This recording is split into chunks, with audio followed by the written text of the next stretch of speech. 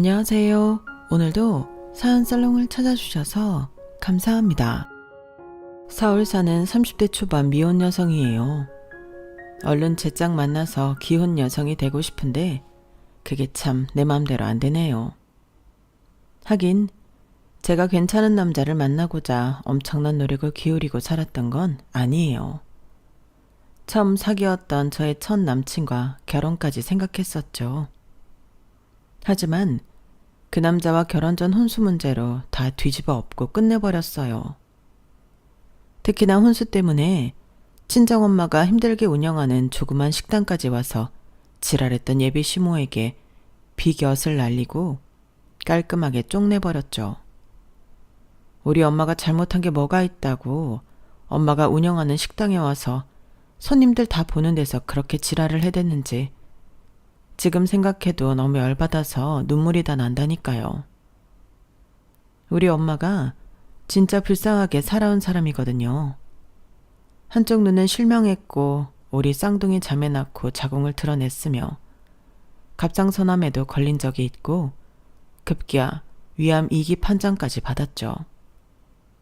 힘겹게 항암치료 끝내고 어떻게든 한 푼이라도 벌어보겠다고 장사하는 우리 엄마한테 혼수 갖고 온갖 모욕을 준 예비 시모를 평생 용서할 수 없을 거예요. 길에서라도 만나면 싸대기 한 대 짝 하고 날릴지도 모르겠어요. 누군가를 이렇게까지 증오해 본 적은 없는데 지금 제 심정이 그렇네요. 그런데 이렇게 저 혼자 화내고 감정의 소용돌이에 빠져봤자 다 제 손해인 것 같아서 좀 긍정적으로 변화해 보렵니다. 오늘 사연살롱 구독자분들께 다 일러바치고 시원하게 털어내려고 해요. 저도 새 출발해서 착하고 좋은 남자 만나 예쁜 가정 꾸리고 살고 싶거든요. 이 글을 읽는 여러분들 중에도 알콩달콩 행복하게 사시는 분들 많잖아요. 저도 여러분처럼 좋은 사람 찾기 위해 눈에 불을 켜고 열심히 노력할게요. 그 전에 간단히 제 그동안의 삶을 반추해보는 시간을 가지려고 해요. 더불어 우리 엄마의 삶까지 말이죠. 끝까지 들어보시고 지금껏 참 고생하며 살았다는 응원의 메시지 한 번씩 부탁드려요. 그럼 앞으로 살아가는데 정말 큰 용기가 될 것 같네요. 지금부터 이야기 시작해 볼게요. 전 그래도 태어날 때부터 흙수저는 아니었다고 해요. 최소한 저희가 초등학교 고학년이 되기 전까지는 지방에서 대궐 같은 집에서 살 수 있었어요. 친할아버지가 그 지역 유지였거든요. 사업을 크게 하셨는데 워낙 잘 돼서 그 지역 경제를 좌지우지할 정도였다고 해요. 왜 예전에 이런 말이 있었잖아요. 그 집안 땅을 밟지 않고는 돌아다닐 수 없다. 저희가 딱 그 케이스였죠. 사람들이 잘 정돈된 공원인 줄 알고 돗자리랑 김밥 싸와서 놀고 가곤 했어요. 그게 다 우리 집 정원이었는데 말이죠.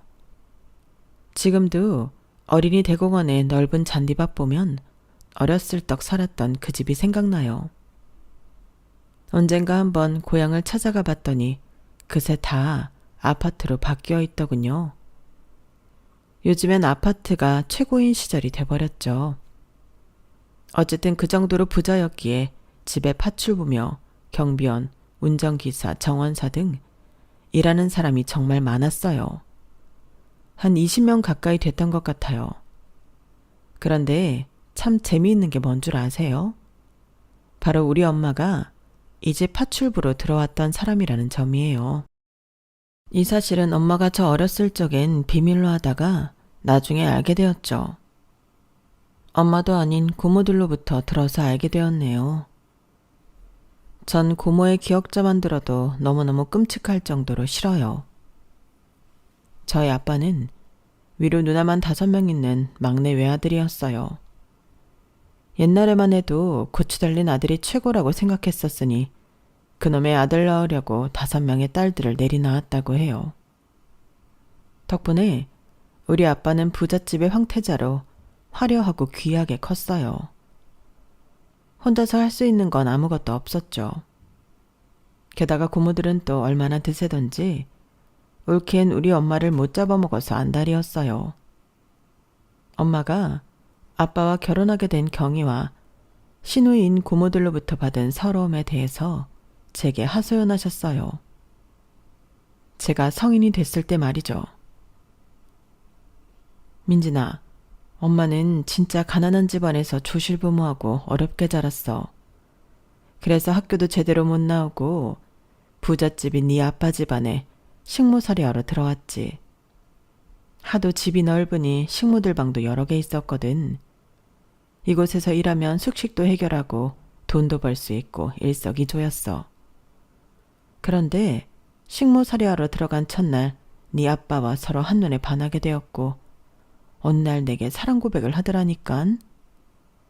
나도 20살이었고 얼굴도 잘생기고 부잣집 아들인 네 아빠가 고백해오니 그 손을 덥석 잡았지 뭐. 그 후로 우리 사이에 너희들 쌍둥이 자매가 생겼고 그제서야 우리 사이를 가족들에게 알렸어. 당연히 난리가 났지. 그냥 난리가 난 게 아니라 내가 무슨 전쟁 포로로 잡힌 듯이 날 아작내려고 하더구나. 특히 그 시누이들이 말이야. 시어머니는 일찍 돌아가시고 시아버님도 내가 임신했다니 그냥 포기하셨는데 웬 시누이들이 그렇게 난리 부르스를 추던지. 지금도 꿈에 나올까봐 두려울 정도야. 내가 임신했다니까 나 애 떨어지게 하려고 온갖 계략을 다 쓰고 자기네들끼리 날 밀치고 지랄하더구나. 그래도 그때까지만 해도 네 아빠가 방패막이 구실을 해줘서 내가 그 집안에서 버틸 수 있었지. 그런데 혼인신고를 하고 너희 쌍둥이들을 낳고 자궁이 완전히 파열되어 드러낼 수밖에 없게 됐어. 대가 중요한 집안에서 쌍둥이 딸 낳고 내가 더 이상 애를 못 낳는 처지가 돼버리니 네 아빠마저도 날 멀리했어. 시누이들이 더 기세등등하여 날 못살게 구는 건 당연했지. 난 정말 매일 살얼음판을 걷는 것 같았어. 지옥이 따로 없었지. 그래서 10년 동안 너희를 키우고 거의 쫓겨나다시피 두 손 두 발 다 들고 나온 거야. 내가 그들과의 싸움에서 진 거지. 내 몸과 마음이 완전히 다 무너져서 죽음의 공포가 느껴지더구나. 나도 살아야겠다 싶어서 너희를 버리고 나올 수밖에 없었어. 너희는 부잣집에서 좋은 교육받으며 잘 살 수 있을 거라 생각했거든. 어쨌든 그 집에서 나오면 괜찮아질 거라고 생각했는데 내 새끼들을 떼어놓고 나오니 사는 게 아니더구나. 몇 번이나 다시 가서 너희들을 데리고 오려 했지만 문전박대 당했어. 어쨌든 다 이애미 잘못이지 뭐. 다 사실이었어요. 저희 엄마는 이렇게 가진 고생을 다 하다가 저희가 10살 정도 되던 해에 집을 나가셨어요. 그 후로 연락이 끊겼죠. 엄마는 저와 쌍둥이 언니에게 편지도 많이 보내고 이리저리 연락을 취하려 계속 노력을 하셨다던데 저희는 아무것도 전달받지 못했어요. 하지만 고모들로부터 그리고 우유부단하고 맨날 밖으로만 돌며 유흥을 즐기던 아빠로부터 사랑을 받지 못하던 엄마라는 걸 잘 알았기에 원망 따윈 하지 않았어요. 그저 건강하고 행복하게 살고 계시기만을 빌었죠. 엄마가 떠난 후 고모들은 저희 쌍둥이 자매한테 엄마의 욕을 뺀질나게 해댔어요. 야, 민진아, 민정아. 니네 엄마는 완전히 꽃뱀이었어. 니네 엄마가 귀하게 자란 내 남동생을 꼬셔서 이 집안에 입성한 거라고. 이 집안 돈 다 차지하려고 말이야. 그 여자 꼴 안 보니 속이 다 시원하네. 니네 엄마가 얼마나 책임감이 없으면 애 새끼 다 떼어놓고 자기 혼자 잘 살겠다고 집을 나가겠니? 아주 지독한 년이라니깐. 혹시 모르지. 결혼 생활 동안에도 딴 놈이랑 붙어 먹었을 수도? 전 어른들의 상황은 잘 몰랐지만 엄마 욕을 하는 건 참을 수 없었어요. 그동안 엄마가 고모들로부터 얼마나 심하게 당하고 살았는지 봐온 게 있었으니 고모들은 제게 무조건 가해자였죠. 고모, 우리 앞에서 엄마 욕하지 말아요. 우리 엄마는 반드시 다시 돌아온다고 했어요. 엄마가 집을 나간 건 다 고모들 때문이라고요. 고모들이 지구상에서 없어져 버렸으면 좋겠어. 엄마, 보고 싶어. 엄마가 보고플 때마다 저와 쌍둥이인 민정 언니는 서로를 의지하며 버텼어요. 이란성 쌍둥이라 생긴 건 좀 다르지만 민정 언니는 제게 분신 같은 존재였어요. 3분 차이로 태어난 쌍둥이지만 꼬박꼬박 언니라고 불렀어요. 특히나 엄마가 집을 나가신 후로는 민정 언니가 제게 엄마 역할까지 해줬거든요. 지금까지도 언니는 이 세상에서 가장 친한 친구이자 가장 가까운 핏줄이네요. 아빠와 이혼 도장 찍고 집을 나가버린 엄만 저희가 부잣집에서 계속 떵떵거리며 잘 살 수 있을 거라고 생각했다지만 현실은 정반대였어요. 부자는 망해도 3대를 간다는데 대체 어떻게 사업을 말아먹은 건지 저희 할아버지 사업은 처참하게 무너지고 말았어요. 그 드넓었던 땅과 궁궐 같던 집은 다 다른 사람의 손아귀에 넘어가고 말았으며 곁에 있던 사람들도 모두 떠나가더군요. 옆에서 맨날 부정적인 소리나 하고 우리 엄마 욕이나 하던 고모들도 친정이 망하니 거들떠 보지도 않더라고요. 더 이상 마녀 같은 고모들을 보지 않아도 된다는 점은 좋았어요. 그런데 사업이 망한 충격으로 할아버지는 돌아가셨고 아빠도 급격히 노쇼하셨어요. 하지만 평생을 온실 속의 화초로 자란 아빠는 혼자서 할 수 있는 일이 아무것도 없었어요. 이 직장 저 직장을 전전하며 거의 반백수로 살았더랬죠. 그런데 워낙 잘생긴 얼굴 덕분인지 여전히 아빠를 따르는 여자들이 우리 집에 놀러 오더군요. 바보 같은 아빠는 지금으로 따지면 금방 사랑에 빠지는 금사빠 타입인 건지 조금만 좋게 지내면 금세 혼인신고를 하더라고요. 자, 민진아, 민정아 인사해라. 새엄마다. 너희와 나이 차이는 얼마 안 나는 20대 초반인데 그래도 꼬박꼬박 엄마라고 부르도록 해라. 알았지? 더욱 미치겠는 건 이렇게 새엄마라는 여자들이 수시로 바뀐다는 거였어요. 잠시나마 혼인신고를 하고 같이 살았던 여자들은 이혼 도장 찍고 나면 우리 집에 있는 돈 되는 물건들을 다 가져나가기 십상이었어요. 아줌마, 우리 아빠랑 이혼했다면서 왜 갑자기 집은 뒤지는 거예요? 우리한테 진짜 엄마처럼 잘 대해준 적도 없으면서 이제 와서 위자료라도 챙기겠다는 건가요? 너 말 잘했다. 그래, 맞아. 명색이 몇 달간 법적으로 와이프였는데 그래도 위자료조로 돈 되는 물건은 좀 챙겨가야 하지 않겠니? 근데 이놈의 가난한 집구석은 뭐 돈 되는 게 이리도 없어. 이런 일이 반복되자 아빠에게 불평불만도 해보았지만 소용없었어요. 속이에 경일 끼었죠. 아빠, 대체 새엄마를 몇 명을 더 드릴 작정이에요? 우리가 받을 상처는 생각도 안 하는 거예요? 아빠 진짜 나빠요. 민진아, 민정아, 아빠는 모든 걸 한순간에 다 잃은 사람이야. 이렇게라도 누군가에게 의지하지 않으면 금방이라도 무너질 것 같다고. 아빠의 심정을 아예 이해 못하는 건 아니었어요. 하지만 개벌은 난 못 준다고 돈이 있던 시절이건 없던 시절이건 밖으로 도는 건 여전했어요. 우리 딸내미들은 알아서 크겠거니 하는 듯 했죠. 실제로도 저흰 모든 걸 다 자급자족해야 했어요. 아빠가 용돈도 제대로 주지 않으니 알바로 생계를 연명해야 했어요. 그나마 발붙일 집이 있다는 것에 감사할 따름이었어요. 사람은 닥치면 다 하게 돼 있다는 말이 맞는 것 같아요. 저희 쌍둥이 자매도 어렸을 적엔 공주 대접받으며 자랐지만 이러한 극한 상황이 되니 생활력이 강해지더라고요. 하지만 몇백만 원이나 되는 대학 등록금까지 되는 건 무리라고 판단했어요. 둘 다 대학을 포기하고 취업 잘 된다는 여상에 진학했죠. 너무 아쉬웠어요.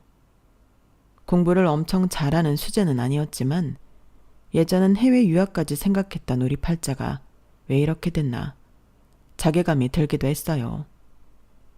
그 모든 순간들을 쌍둥이 언니와 함께 감내했기에 이겨낼 수 있었던 것 같아요.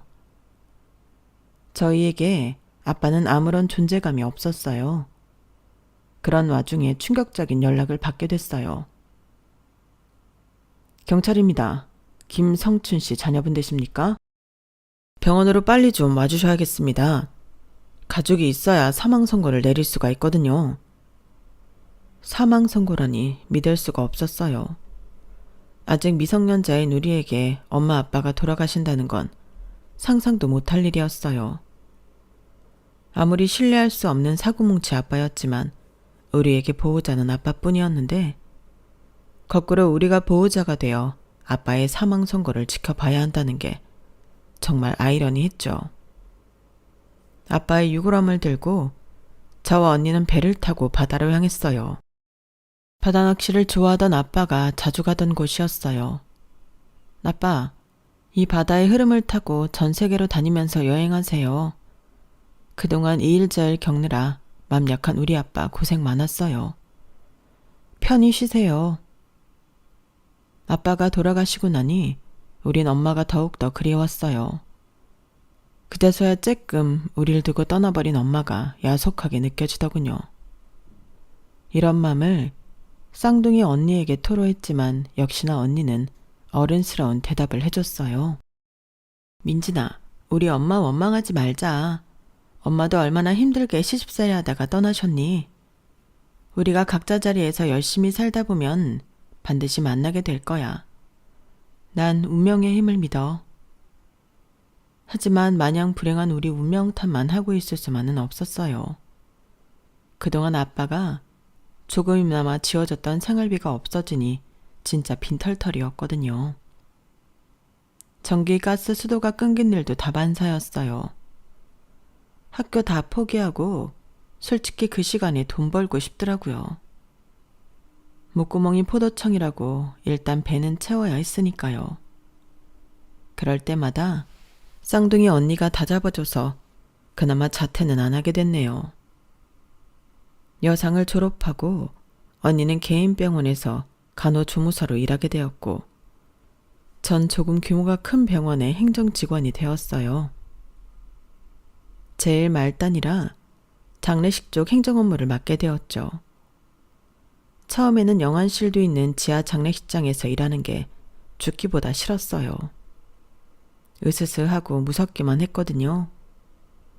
맨날 하루 종일 사람들의 곡소리를 들어야 했고 화장실 가는 것조차 무서웠죠.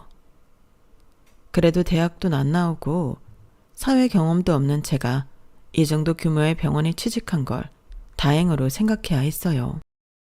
그만두고 싶은 마음을 꾹 참고 이 악물고 열심히 일했죠. 그동안 살아본 바로는 반드시 힘들고 어려워야 그만큼의 행복과 보상이 따르더라고요.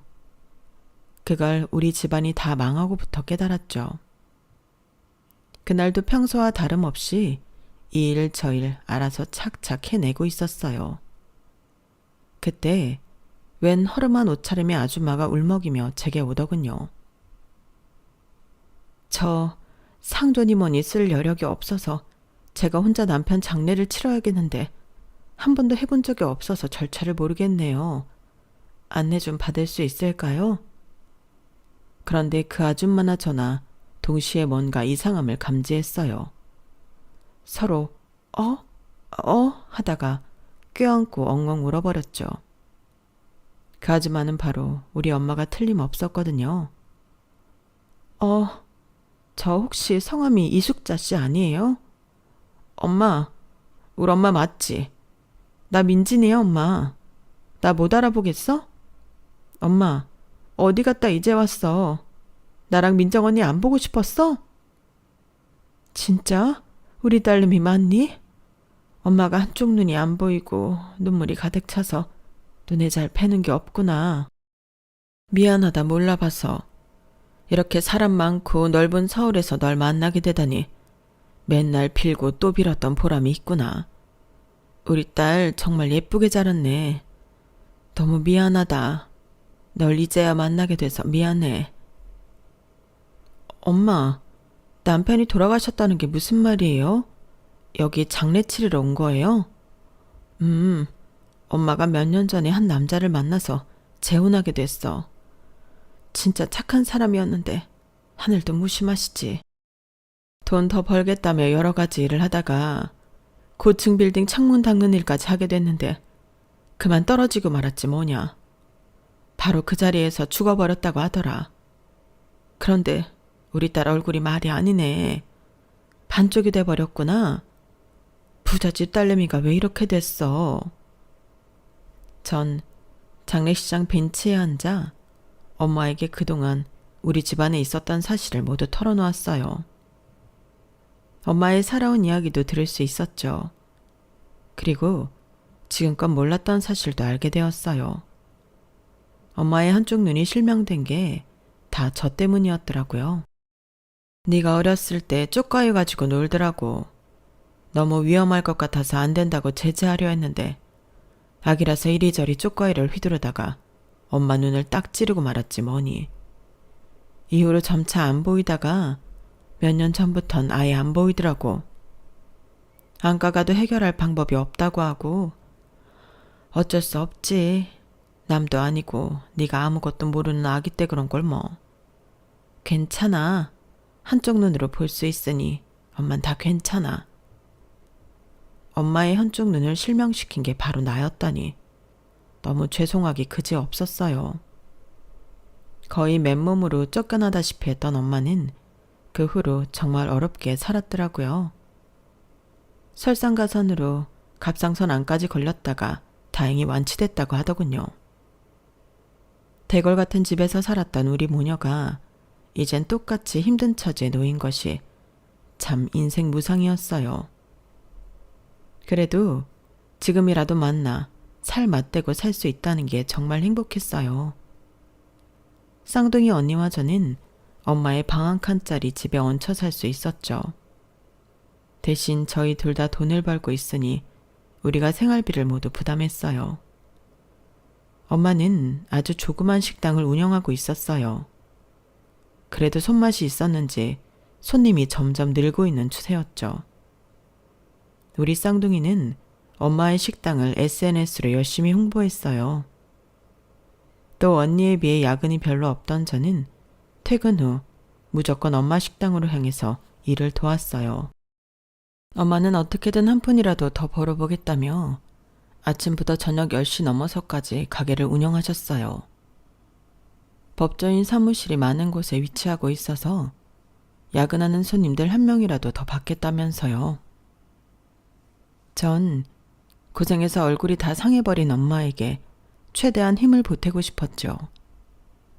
그런데 저녁 국밥과 함께 술 한잔하여 거나하게 취한 손님들이 서빙하는 제게 짓궂게 행동하는 일이 가끔 있었어요. 처음 겪어보는 일이었지만 큰 소리 내기 싫어서 꾹꾹 참으며 일했어요. 그날도 어김없이 취객이 저한테 꼬장을 부리더군요. 웬 할배가 제 엉덩이를 탁 치는 게 아니겠어요? 도가 지나친 미친 할배의 행동에 화가 머리끝까지 나서 꽥 하고 질러버렸죠. 아니 손님, 지금 뭐 하시는 거예요? 술 취하셨으면 그만 집으로 돌아가세요. 그런데 제 말이 다 끝나기도 전에 저쪽 편에서 웬 젊은 남자가 거의 날라오듯이 이쪽으로 달려와서 그 할배 팔을 거칠게 잡더군요. 아니, 여기서 지금 뭐 하는 거예요? 나이 들어서 취업도 안 되는 양반 내 변호사 사무실에 취직시켜줬더니 근처 식당에 와서 여자나 희롱하고 앉아있어요? 당신 당장 해고야. 내일부터 나오지 말아요. 그 할배는 젊은 남자에게 머리를 조아리며 사죄하더군요. 아유, 변호사님, 저기서 식사하고 계셨어요? 몰라 뵀네요. 젊은 처자가 엄마도 와서 식당에서 일하길래 열심히 하라고 격려해 준 것뿐입니다요. 그건 아저씨 사정이고요. 그냥 관두세요. 내일부터 서로 얼굴 보지 맙시다. 변호사라는 그 젊은 남자는 제게 다정하게 물었어요. 괜찮으신가요? 저 여기 단골이라 자주 와서 뵀는데 어머니 도와주시는 거였군요. 모든 손님들에게 웃는 얼굴로 친절하게 대해주셔서 보기 좋았습니다. 전 저쪽에서 다시 국밥 계속 먹을게요.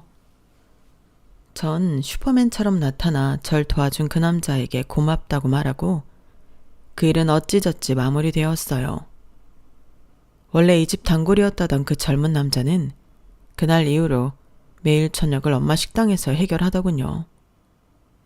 엄마 식당에서 서빙을 돕던 저와도 친해지게 됐고요. 그러던 제가 독감에 걸려 한 일주일간 엄마 식당에 못 나가게 됐어요. 괜히 나갔다가 손님들한테 독감 다 옮길까봐 무서워서요. 일주일 동안 그 남자는 저희 엄마를 어떻게 구워 삶았는지 우리 엄마와 대단히 친해져 있더군요. 엄마도 능력 있는 변호사이며 잘생기고 다정한 그 남자가 당연히 싫지 않았겠죠. 이렇게까지 그 남자를 칭했어요. 예민진아, 정석준 그 남자 말이야. 나한테 이제부터 장모님이라고 부르겠다고 하더라? 네가 정말 마음에 들었나 봐. 너 독감 걸려서 못 나온다니까 걱정이 태산이더라. 이참에 정식으로 사귀고 결혼까지 생각해 보는 게 어떻겠냐? 아, 글쎄 나한테 너랑 결혼하고 싶다고 난리라니깐. 혼인을 전제로 만나고 싶대. 앞으로 퇴근하고 식당 올 때 최대한 꾸미고 예쁘게 화장하고 오도록 해. 네 장래 신랑감이 매일 찾아오니까 말이야. 엄마, 웬 장모님 신랑감? 너무 앞서 나간 거 아니에요?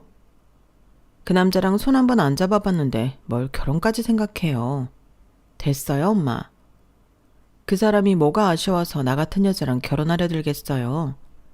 난 가방끈 짧은 고졸이고 그 사람은 무려 사자 들어가는 직업인데 말이죠. 말은 그렇게 했지만 잘생긴 변호사가 들이대는데 마다할 아가씨가 있을까요? 제 스펙에는 자신이 없었지만 내심 그가 좋아지기 시작했어요. 제 마음을 눈치챈 그는 식당으로 엄청나게 큰 꽃다발을 들고 왔더군요. 민진씨, 독감 다 나았어요? 우리 오늘은 다른 곳에서 단둘이 저녁 식사할까요? 이미 장모님께는 우리 데이트 허락 받았어요. 그날로 정석준 이 남자와 사귀게 되었어요. 사실 그동안 몇몇 남자들이 대시를 해오기도 했지만 먹고 살기 힘들어 이성교제는 엄두도 안 내고 있었어요. 요즘 흑수저 노총각들이 결혼을 뒤로 미루는 게 이해가 가요. 저 또한 어느 정도 살 기반이 마련돼야 이성교제건 결혼이건 할 수 있다고 생각했거든요. 하지만 남친은 조건 없이 절 사랑해 주었어요. 같이 꽃놀이 다니고 맛집 찾아다니며 재미나게 데이트했어요. 다만 아무리 긴 휴가가 주어져도 여행을 가진 않더라고요.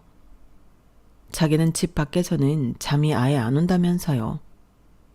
그의 특성이니 그러려니 했죠. 남친은 처음부터 결혼까지 선포하고 절 만났기에 저도 자연스레 결혼을 생각하게 됐어요.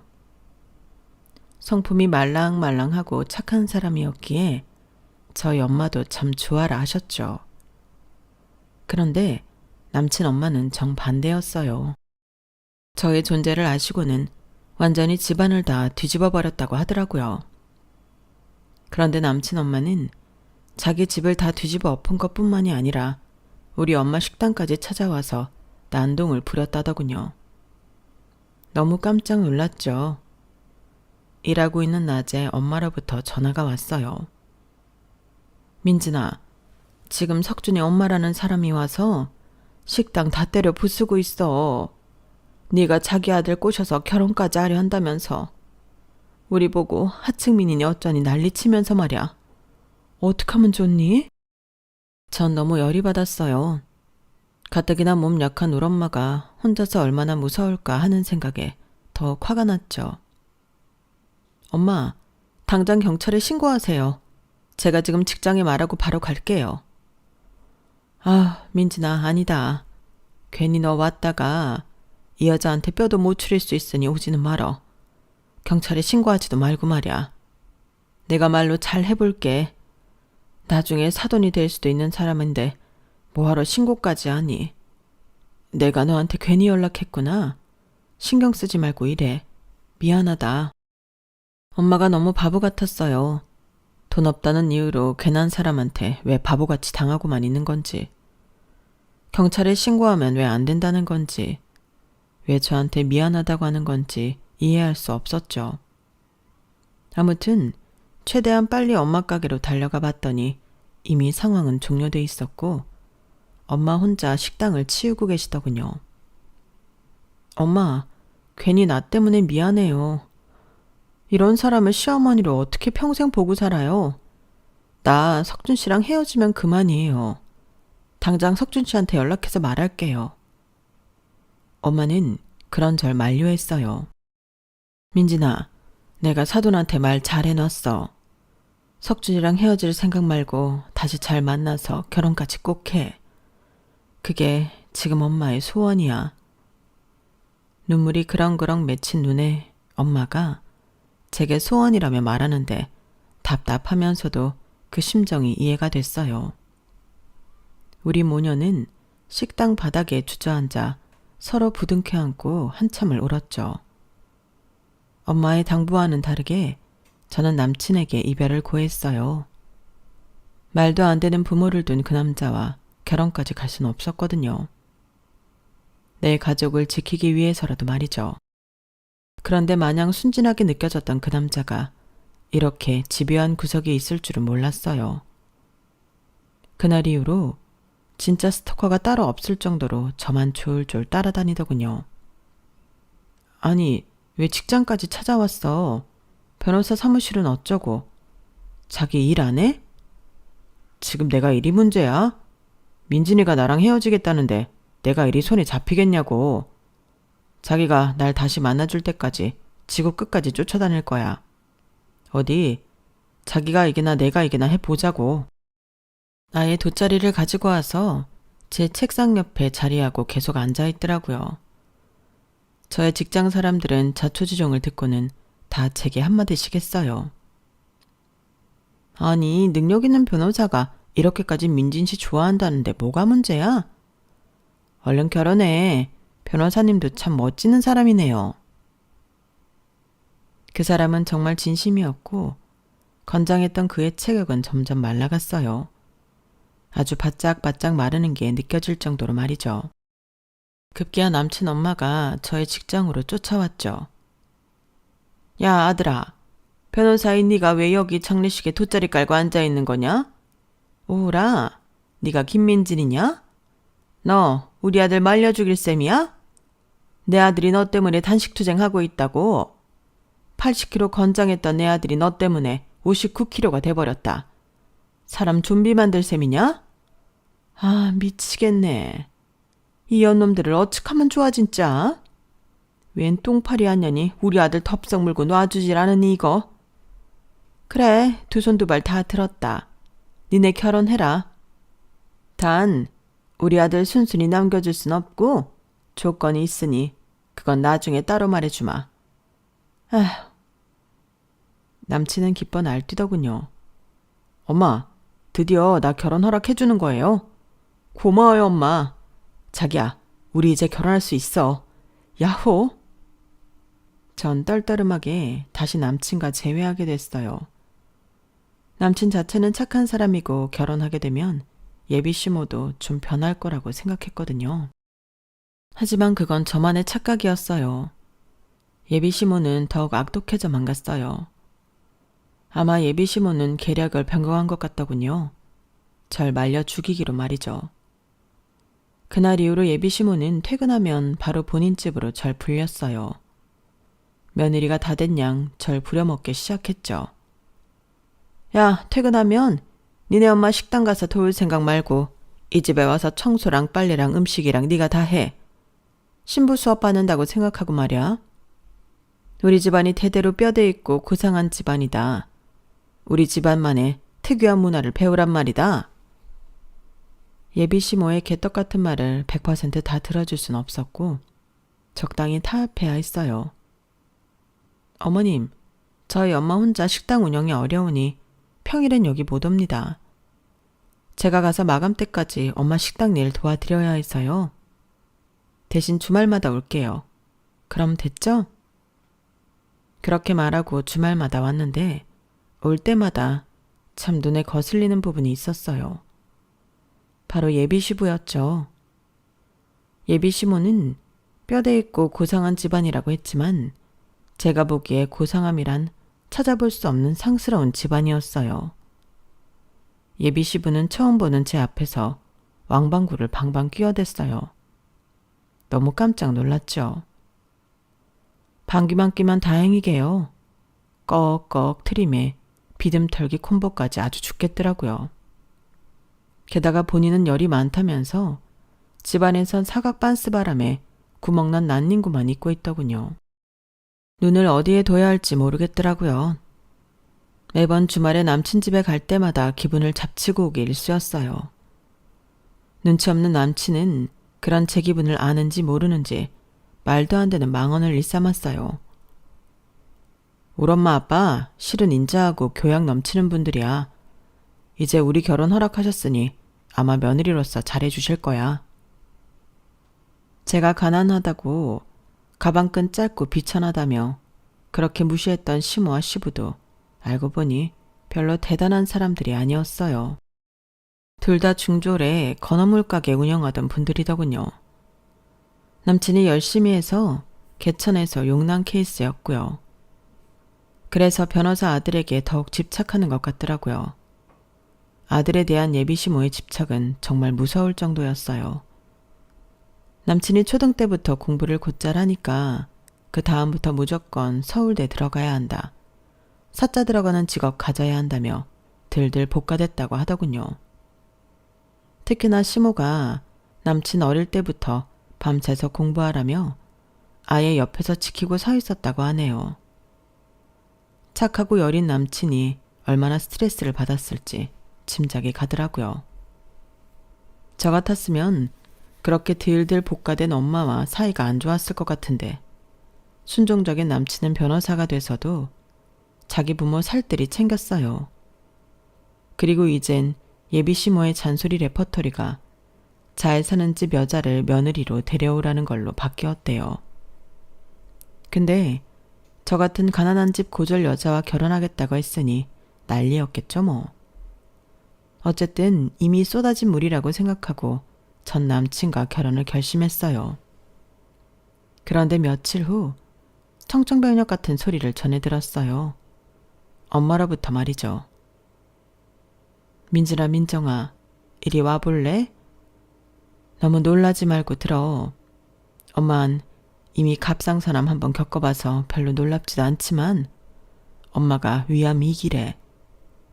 하도 정기적으로 소화가 안 되고 아프고 해서 내시경 받아봤더니 그렇게 나오더라고. 어쨌든 바로 항암치료 들어가야 할 것 같아. 갑상선 때는 그냥 떼어내는 수술 받고 끝냈지만 이번엔 그렇게 넘어갈 순 없나 봐. 뭐라고요, 엄마? 우리 엄마가 너무 고생만 하고 살아서 암에 걸렸구나.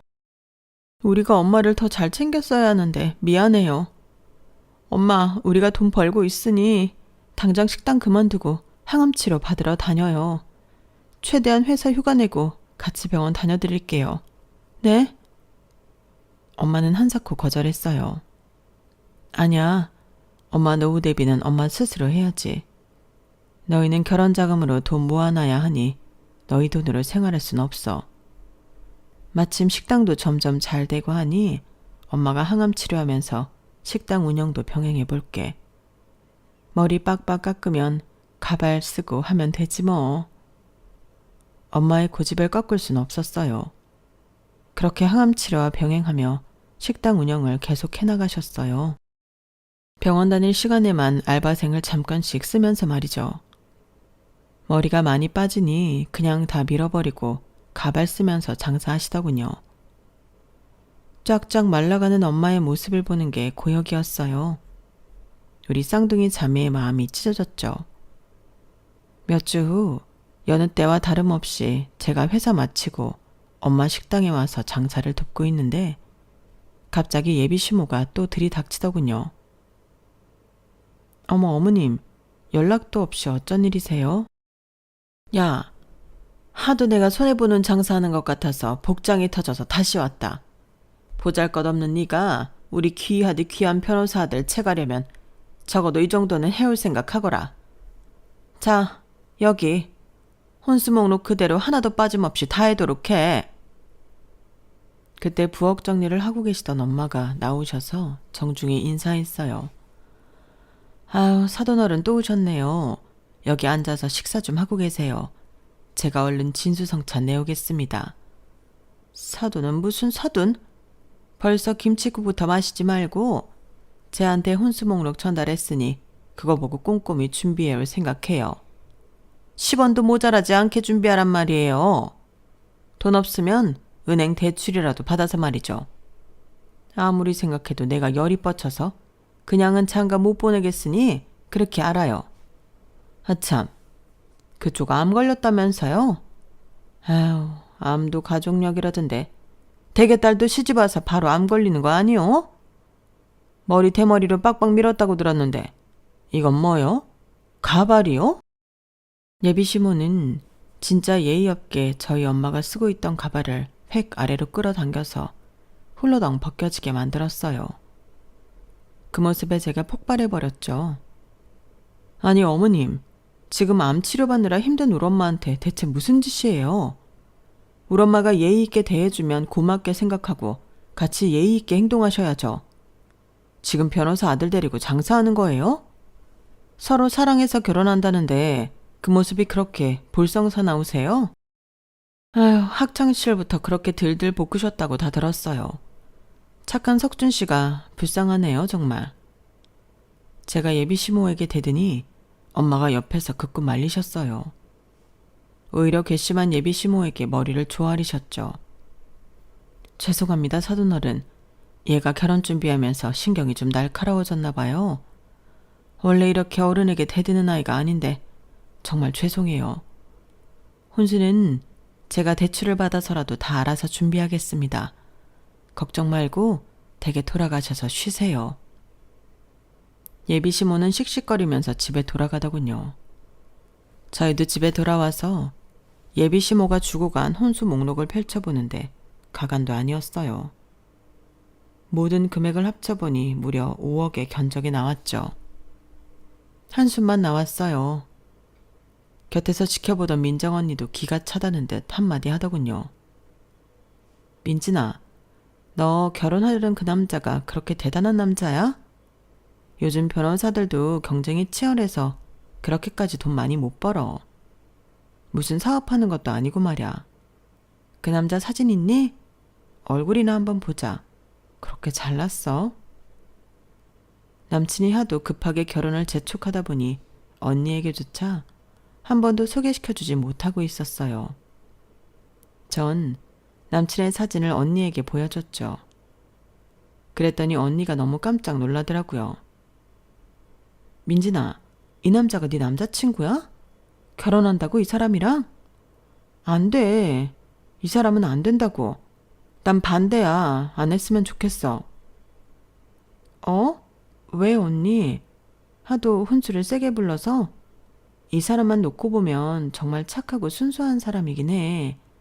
예비 시모가 문제긴 하지만. 아니, 그게 아니고 저 병원 관련 얘기를 누설하면 안 되지만 내 동생 사활이 딸린 문제인이 밝힐게. 내가 정신과에서 오래 일했잖니. 이 사람 고등학교 때부터 우리 정신과 다닌 사람이야. 무려 내가 입사하기 전부터 기록이 있더라고. 너도 겪어봤겠지만 이 사람 엄마가 보통 사람이 아니야. 어렸을 때부터 애를 쥐잡듯이 잡아서 이 사람이 낮엔 멀쩡해 보여도 밤에 목류병이 너무 심해. 옆에 사람이 함께 있지 못할 정도라 하더라고. 이런 사람을 네 남편감으로? 절대 안 돼. 이 결혼 안 된다고. 아, 그제서야 남친이 여행을 절대 가지 않으려는 이유를 깨달았어요. 저와 밤을 보낸 적이 한 번도 없었죠. 어렸을 적부터 억압적인 부모로부터 받은 스트레스가 이 사람의 인생을 삼켜버린 것 같더라고요. 남친 인생은 불쌍했지만 당장 5억의 혼수를 준비하라는 예미시모의 요구도 들어줄 수 없었고 여러모로 이 남자와의 결혼은 불가하다고 여겨졌어요. 그래서 예비시모에게 최후의 비곁을 날리고 이 결혼을 파토냈어요. 욕심 많은 예비시모의 요청대로 혼수 목록 그대로 준비해서 시댁으로 보냈어요. 그리고 잠시 후 저도 시댁으로 찾아갔어요. 그랬더니 아주 난리가 나고 있더군요. 예상대로 예비시모가 제게 퍼붓기 시작했어요. 야 이년아, 내가 5억 원어치 혼수물품으로 준비해오랬지. 누가 혼수물품 사진을 보내랬냐? 너 지금 사람 놀리냐? 누구 농락하는 거냐고? 그래, 지금 당신들 농락하는 거다. 우리 엄마 식당까지 찾아와 모욕 주고 뒤집어 엎은 거 이제야 복수하는 거라고. 당신 아들이랑 우리 엄마가 하도 부탁해서 이 결혼 끝까지 밀어붙이려 했는데 아주 두 손 두 발 다 들었어. 난 더 이상 이 결혼 못하겠으니 본인들 급여 맞는 부잣집 여자한테 당신 아들 잘 팔아보셔. 속물에 거지 근성 있는 여편네 같으니라고. 제 뒤통수에 대고 예비시모는 욕을 계속 해댔어요. 그러거나 말거나 신경도 안 썼어요. 남친은 제 발목을 붙잡고 늘어졌고요. 제발 민진아, 제발 내 신부가 되어줘. 우리가 이렇게 끝날 사이야? 나 너 아니면 결혼 안 할 거야. 평생 혼자 살 거라고. 변호사 남친이 바보처럼 느껴졌어요. 정신과에서 근무하는 언니가 말해준 내용을 왜 비밀로 했냐며 남친에게 퍼붓고 싶었지만 그냥 참았어요. 아직도, 아니 영원히 남친 엄마에게 종속될 그의 삶이 불쌍해서 말이죠. 이거 놔. 나 더 이상 이런 대접받고 결혼 계속 진행 못해. 5억 혼수를 해오라고? 자기는 결혼 준비에 돈 한 푼 안 쓰고 있잖아. 실혼집까지 올 대출로 알아보고 있으면서. 됐어. 그냥 여기서 끝내. 난 내 분수에 맞는 남자친구 만날 거야. 당신은 부잣집 여자 만나서 잘 먹고 잘 살아. 콧질질이 남친을 뒤로하고 시댁문을 박차고 나오는데 속이 다 시원하더군요. 제 나이도 아주 많은 편은 아니고 세상에 남자는 많으니 어딘가 제 짝이 있길 기대해 봅니다.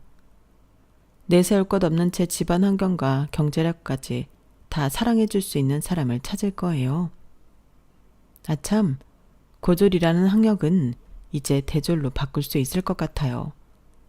직장 다니며 야간 대학에 다닐 예정이거든요.